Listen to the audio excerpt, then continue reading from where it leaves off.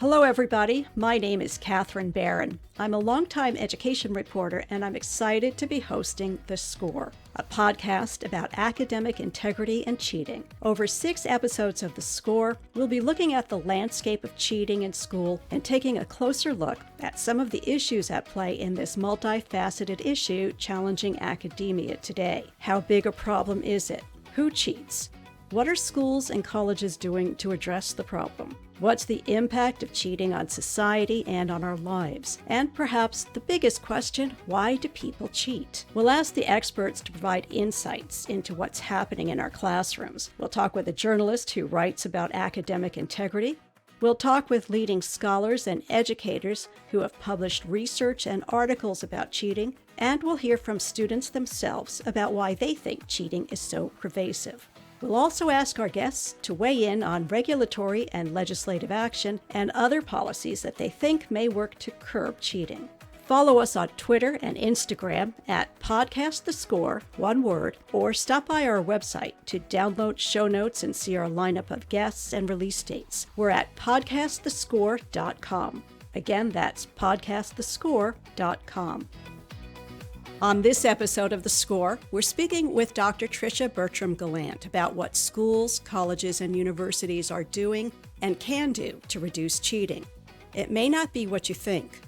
Dr. Bertram Gallant is Director of Academic Integrity at UC San Diego and Board Emeritus of the International Center for Academic Integrity. She's co-editor of the upcoming Jossey-Bass book, Cheating Academic Integrity, Lessons from 30 Years of Research, which is due out in March 2022, and co-editor of an upcoming special issue of the Journal of College and Character, which is due to be published in February 2022. Welcome to The Score. Thank you for having me. I'd like to start with asking you, how has the scope and type of cheating changed with remote learning due to COVID-19? Difficult question to answer because COVID-19 is still ongoing and some schools are still in emergency remote teaching, although a lot of us have come back or we're trying to do hybrid. We don't have a lot of data, right, from that period of time. But anecdotally, it seems that the contract cheating did increase during this time. And contract cheating, is the phrase we use to define when students outsource their academic work to others. And so there are websites that exist where students can post their exam question or their assignment question or their paper assignment, and somebody else will do the work for them. So that definitely increased during the pandemic, both because there were more opportunities to do so in terms of all of my assessments were now remote. But also, I think because of the stress and pressure of the pandemic led students to take more risks and do more things that they wouldn't have done in quote unquote normal times. Now, why would they do that? Have they changed the way they view learning and education because it's so impersonal when it's online? Yeah, so again, we're not sure in terms of the research. We do know from before the pandemic, the research on academic integrity in online learning environments versus in-person learning environments didn't show a lot of differences.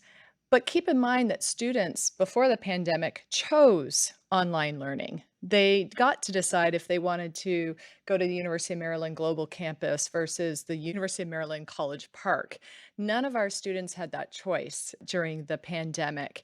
And so their views of learning and education and interaction likely changed. We do know that from the research that establishing connection and community in the online environment is more challenging than in the in-person environment. And so when people feel disconnected from others, when they feel like more anonymous or their actions don't matter or don't impact others, that can lead to all sorts of behaviors, including cheating.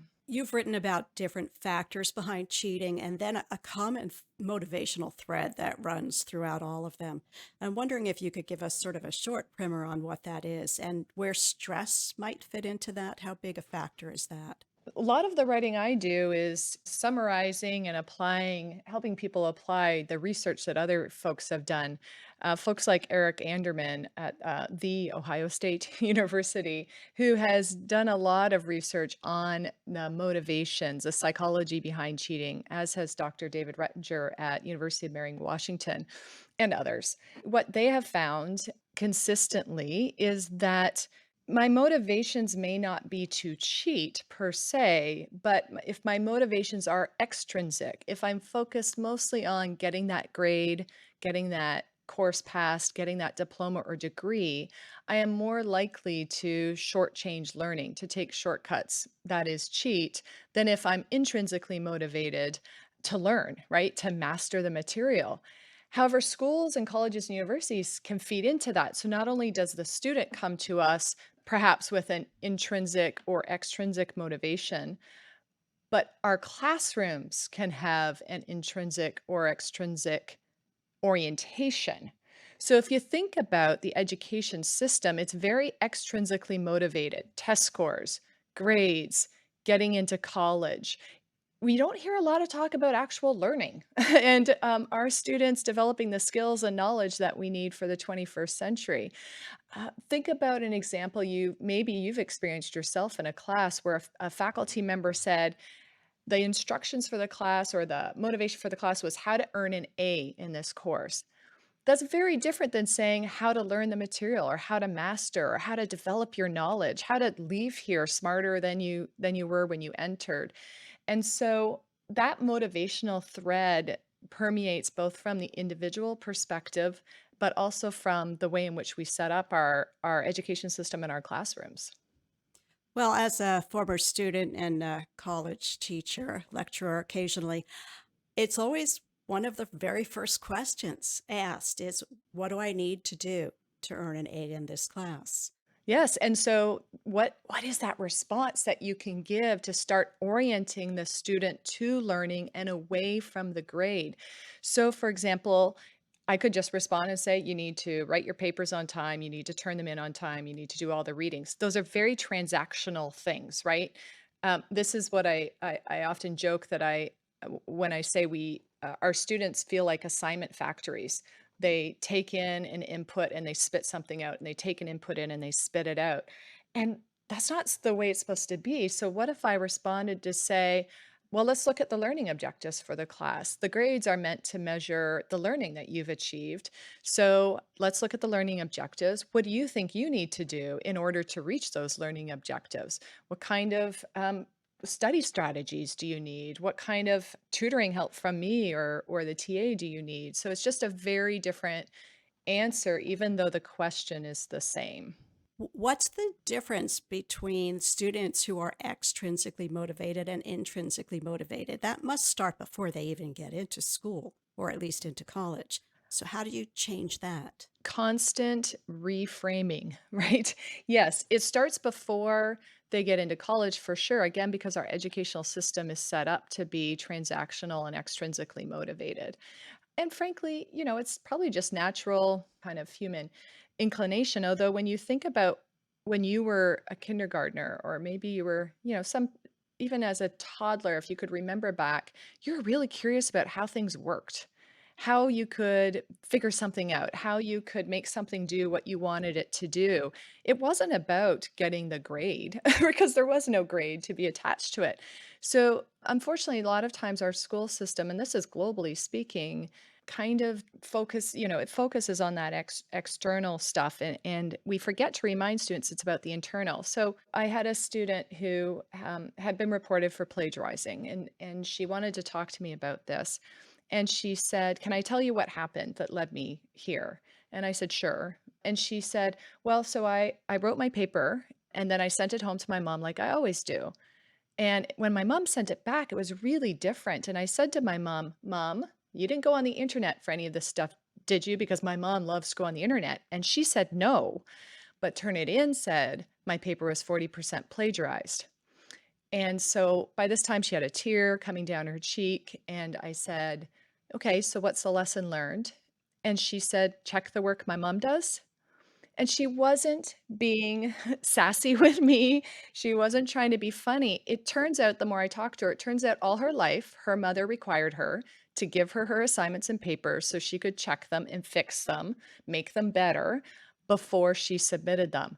So I said to her, actually, that's not the lesson learned. We don't care if your mother can write, and clearly she cannot because she plagiarized. We care, can you write? Are you learning? Are you able to communicate what you're learning to others? Have you grown and expanded your knowledge from the beginning of the course to the end of the course? I said, that's what we care about. The grade, the paper is just supposed to reflect that. And I swear, I always say, I feel like I could see the light bulb go off over her head. It had just been so long since someone talked to her about her that matters and her learning that she got lost. She got lost. This was not someone who was a cheater tending to cheat that we should punish and get rid of. This is just a student who got lost along the way, in part due to the way in which we've set up the system in our classes. Well, so how do students come to the Academic Integrity Office? What do you do? And how do faculty members come to you? Well, our academic integrity office is quite unique in America. There's a few universities in America that have either an honor system that's student run or an academic integrity office that tends to be staff run. And it's odd that it's unique, right? That you would think academic integrity is so critical to the essential teaching and learning mission that every university would have an office that focused on educating and about academic integrity. And it's common and maybe in some other countries like Australia, but not here. And so my office, our mission is to promote and support a culture of integrity in order to reinforce quality teaching and learning. So we work a lot to educate students to prevent, hopefully, cheating from occurring. We also work a lot with faculty to help them redesign their courses, their assessments, to figure out how to communicate about academic integrity, but also how to respond to integrity violations when they occur. And we do a lot of after education with students. So after been a violation, we do what I say, we leverage the cheating moment for a teachable moment. And so we work a lot with students after the fact to help them learn from their experience. What is the debate that you hear regarding what should happen? What should be the consequences of cheating? For instance, that student that you mentioned, she really didn't know any different. This was how she was raised. When I was in college, we were taking an intro to logic class, and the night before the final exam, some students went into the professor's office. They stole the paper copy of the exam. None of us, the rest of us, didn't know about that until the next day when we walked in to take the exam. The professor was livid. He had found out what happened, spent the night rewriting the exam to make it pretty much as hard as he possibly could. Mhm. And so we all paid the penalty for it. I actually don't know what happened to those students who stole the exam, Mm. or if he even knew who took it, but just knew that it had been taken. Mhm. And what is the line there? Is there some kind of a scale that we have to look at depending on what happened? So the default position, I think for most folks, is punitive response, punishing people. The harsher the consequences, students won't cheat if they just know that the consequences are going to be really harsh. And there's actually no research to back that up. Why students cheat is so complex, and there's such an interplay of factors that saying that this one thing will stop students from cheating just doesn't ring true, right? It's not resonant. Also, it doesn't jive with our university or school or college mission, right? Which is to help students grow and learn and develop. So the debate is, what should our responses to cheating look like?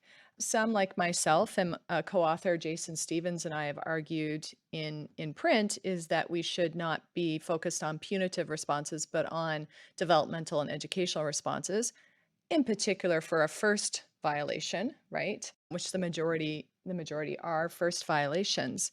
But it's challenging to sometimes convince people of that. Now, the story that you just told is a very serious violation. There's probably a little bit of breaking and entering there, right? There's theft and there's just plain cheating.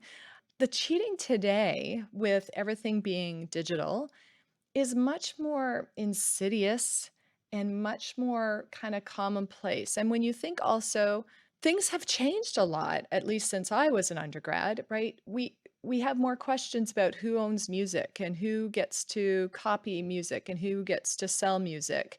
The way in which we view knowledge and information is getting more and more kind of complicated with the internet and with advances in technology. And so there's a lot more confusion from students about, you know, where's that line between cheating and integrity? And they sometimes make the bad ethical decision of where that line is and what that line is.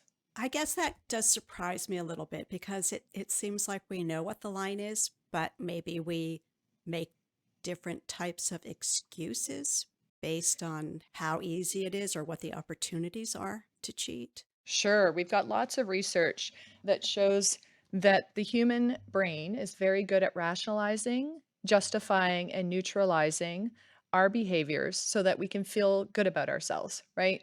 So when I speed, I tell myself it's because I'm in a hurry, everybody else is doing it, I'm not hurting anybody, it's safer to go with the flow of traffic than to go the speed limit. So we're all very, very good at doing that on a daily basis. And students are human beings just like us. So they're also very good at doing those things. But there's also real ethical dilemmas that all of us face on a daily basis. And we were not necessarily taught. We were taught maybe be a good girl, don't be a bad girl, do right, not wrong, but we weren't taught about how to solve the dilemma of when two rights are in conflict. So, for example, a student who is asked by their best friend, whose mother is maybe going through cancer treatments, says, "Can I please have your assignments? You took this class last year. Can I please have your assignments? That would really help me out. You know I'm going through a difficult time. If you just gave me your assignments, that would really help me out."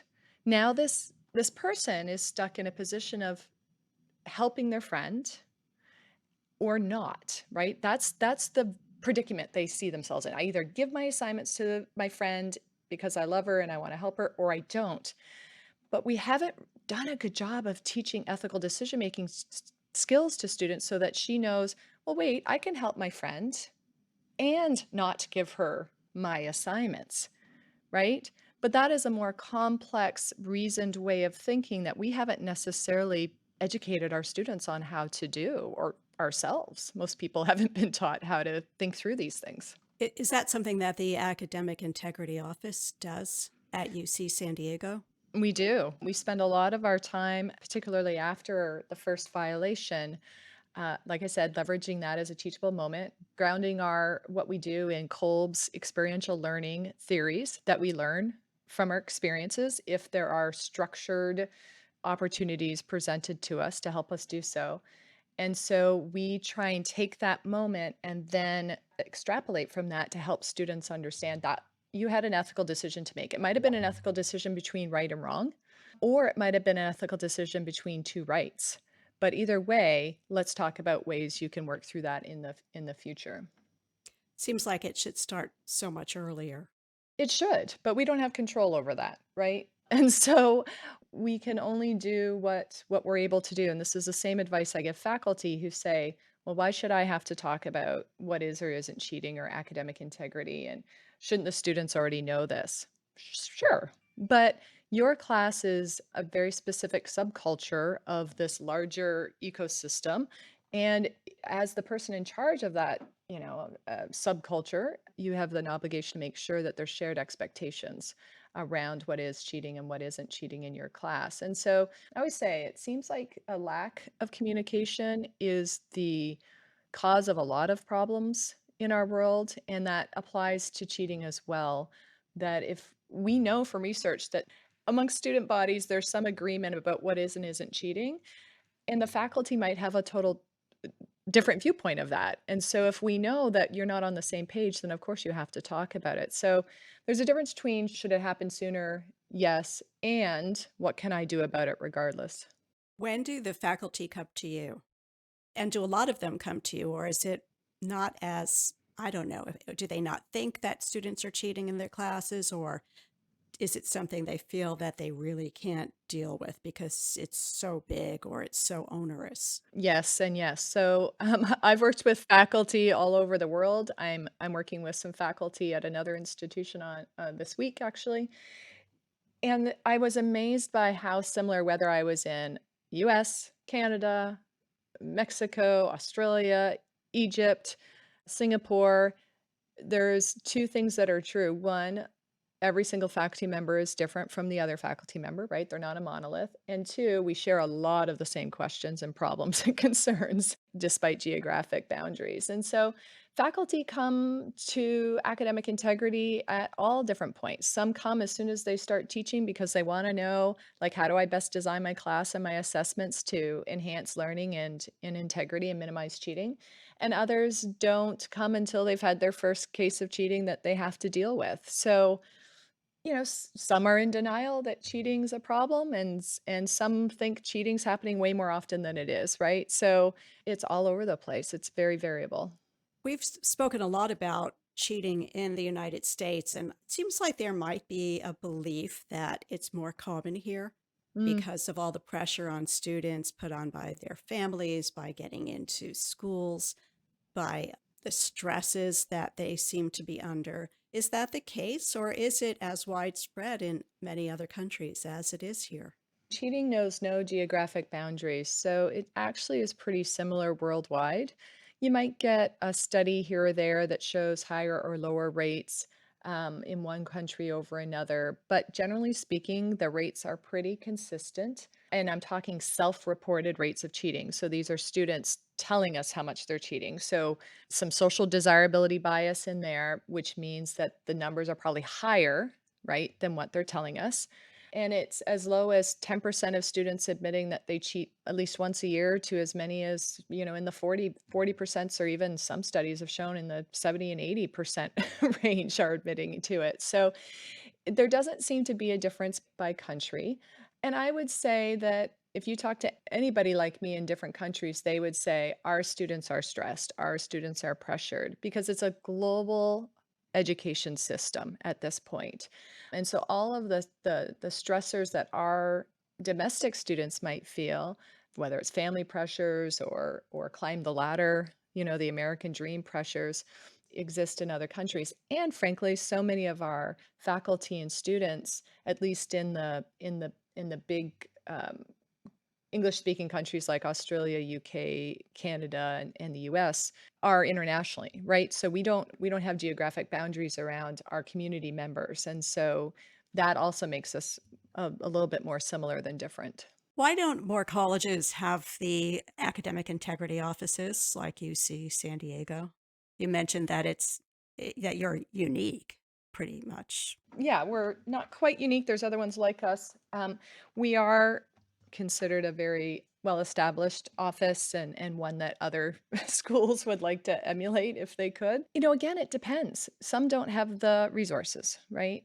But as an organizational leadership theorist, we know that resources can be found for what we find to be important. And people judge what is important in a particular culture based on what the leaders are attending to, what they're spending money on, what they're saying. In the recent years, we've seen this country, in particular, the United States, trying to tackle racism, for example, in ways that haven't been tackled in the past. And in particular, in higher education institutions, a lot of higher education institutions have done things like created, if not an office for diversity, equity, inclusion, at least a person, right, who can keep the university focused on the goal. There's requirements in curriculum. There's requirements in tenure and promotion for faculty that they attend to diversity, equity, and inclusion. And that's because the universities decided this is very, very important. And so universities can decide the same thing about academic integrity, that this is a critical piece of our teaching and learning mission. Um, we must spend money on it. We must have symbols that we care about academic integrity.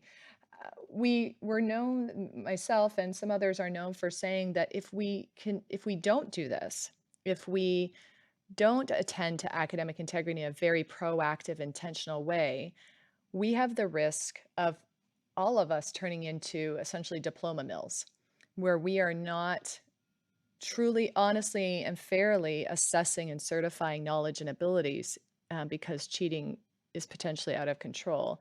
That sounds very hyperbolic and very, alarmist. And I'm not talking tomorrow or next week or next month, but there's signs that cheating is becoming institutionalized in the periphery of higher education by all these companies that exist to facilitate cheating. If we don't act in a way that counters those highly effective actors, then it can't be good. Is this something that's a big concern and an issue for the International Center for Academic Integrity? Right now, it is a very important issue. Every year, we do an International Day of Action Against Contract Cheating in October, the third Wednesday in October. And that is to encourage universities and staff and faculty and students to speak out and up and out against contract cheating and to learn more about it so that we can counter it. What can we do, and what can the International Center for Academic Integrity do when there are these, as you mentioned, contract cheating agencies that are actually traded on the stock exchange? I mean, they're just embedded in the fabric of our economy right now. Anytime that there's big actors like that on one side, you need big actors on the other side. And the International Center for Academic Integrity, although is approaching 30 years old in 2022, is small and not well supported, frankly. Every college and university should be a member of ICAI to support its mission of cultivating academic integrity cultures around the world.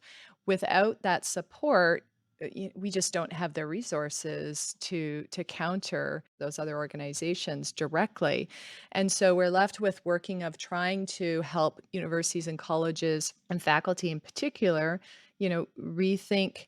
One, we have to counter their narrative as much as we can. So is there ways that we can, again, it's insidious because students get text messages, they get emails, they get Discord server and WeChat messages from these companies. How do we counter that? How do we say, no, don't do it? It was easy if there was a flyer on campus, right? Back in the day, again, if there was a flyer on campus saying, hey, post your questions to give you your question, ask and we'll answer it. I could slap a sticker on there saying, don't be a cheater, right? I could do direct messaging. It's a lot more difficult now. So we do need support. We need a national and international backing behind this. Like, for example, in Australia, where the Quality Assurance Agency, TESCA, pushed and they now have a law against contract cheating. And in fact, just one shutting down a company from advertising cheating services in Australia. So that's the route that we have to take in addition to thinking about how can we teach differently, how can we assess differently, given that it is the 21st century and the internet and all exists and all of these other technological advances are going to keep coming. We have to keep evolving as an educational institution and as a curricula to teach and assess differently than we did 30 years ago. Is integrity in some way a part of accreditation for colleges and universities? Not in the United States. So it is in Australia. We do not have quality assurance in the United States, and we do not have a national approach. It's regional, and there are not pressures from the accrediting agencies for institutions to attend to academic integrity. What can faculty do? How can they change the way they teach and assess in order to help reduce cheating by actually changing classrooms into a place of learning rather than a place of getting, good grades, essentially? It's challenging because it depends on a variety of factors. Do you have a classroom of 25 students or of 600 students?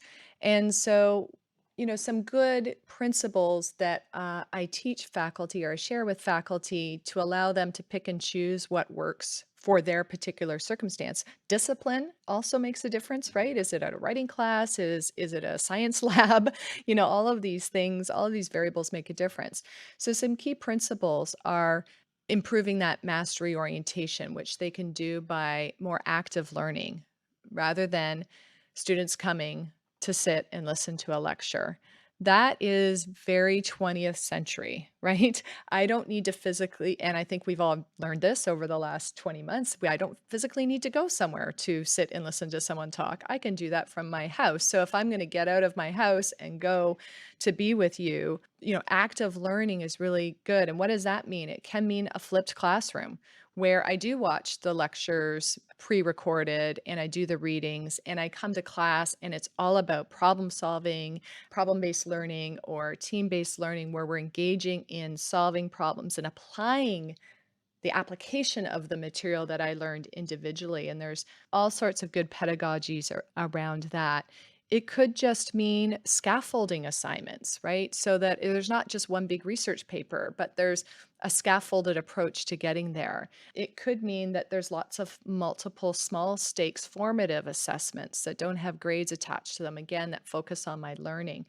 Some faculty here at UC San Diego got an NSF grant during the pandemic to look at oral assessments, and particularly how to scale up this idea of oral assessments for larger classes. And what they found was, and it wasn't an oral assessment in place of a written exam, it was a follow-up to the written exam where you could, get a student to orally explain one of their answers. What does that do? It helped with students' perceptions of academic integrity. They felt like academic integrity was more common than cheating, and therefore they weren't justifying their own cheating by saying everybody's doing it. It forced students to articulate, not just in writing what their knowledge is, but orally, which is great for the student as a future employee and citizen that they can actually speak to their knowledge. And it created a sense of connection between the assessors and the assessees that was felt more real because it was personal. They didn't do it in person, it was over Zoom, but still it was face to face. And so they've had some great successes with that. And I look forward to seeing what they end up publishing as a result of that experiment. Well, it is pretty difficult to cheat on an oral exam, right? That's although when you have so many students, though, it's not feasible. Well, maybe that's what they're doing is scaling up. And how do you train TAs to do these oral assessments that are only 15 to 20 minutes long? Again, because they're a follow-up to a written assessment. We also have to keep in mind that there's still ways to cheat on that, right? So you can buy pretty good James Bond type equipment from Amazon. So I could have something in my ear, right, where someone's feeding me the answer. So it's still possible. There's no bulletproof solution to stopping cheating, but it turns it more into what you were talking about with your peers stealing an exam from an office. It turns it more into a kind of an intentional, deliberate, I really want to cheat versus a misunderstanding or a rash, bad decision under stress and pressure. We've discussed this on a couple of other episodes in terms of the scope of cheating today, but what I'm wondering is how new is cheating? Is this something that has evolved as higher education has become the North Star for getting jobs and getting ahead in life? I love that question. So my very first book, Academic Integrity in the 21st Century, A Teaching and Learning Imperative, also by Jossey-Bass, looked into the history of cheating and academic integrity in the US in particular. And there's some great quotes in there from people that you would think we're talking today, but they're from the 1800s. Oh, the students today, they have no moral compass and they just want to cheat. And there's a great study by Hartshorn and May in 1923 that looked at cheating amongst really young kids. And cheating is, and my friend Jason Stevens says that cheating is normal and natural. He did a whole piece where he looked at biologically species cheat as evolutionary, as a survival mechanism.